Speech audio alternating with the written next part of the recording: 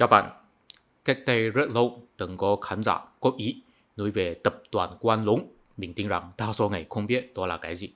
Nhưng mà đó thực ra có một chút liên quan với lịch sử Việt Nam.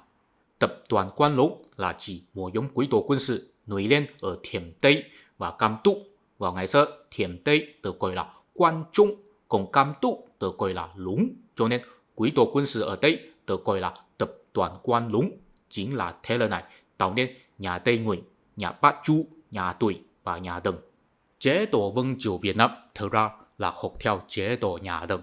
Cụ thể là có 3 tỉnh 6 bộ, và chế độ này chính là do tập đoàn Quan Lũng tạo nên. Hơn nữa, có lẽ không chỉ có liên quan với lịch sử quá khứ.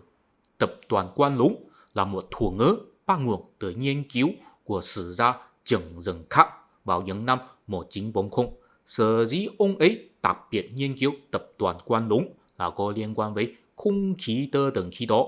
Tại vì khi đó, người trí thức Trung Quốc đang băn khoăn vì không biết nên làm thế nào để hấp thu văn hóa phương Tây.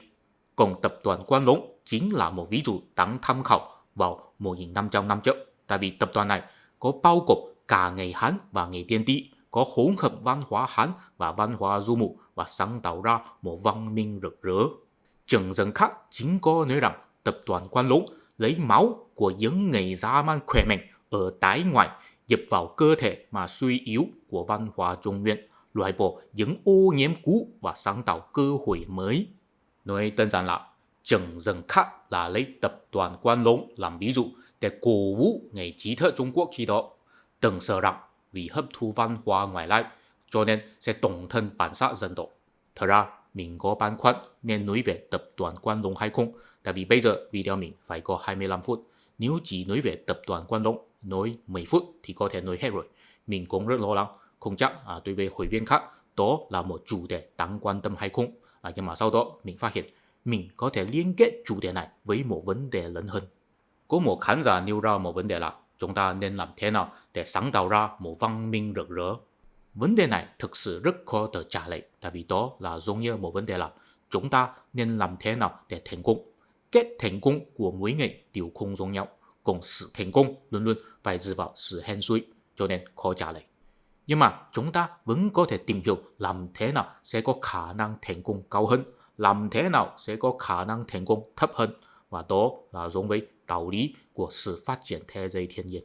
Một hệ thống sinh thái mà có tính đa dạng rất nhiều thì có khả năng phát triển cao. Một hệ thống sinh thái mà thiếu tính đa dạng thì có khả năng phát triển thấp.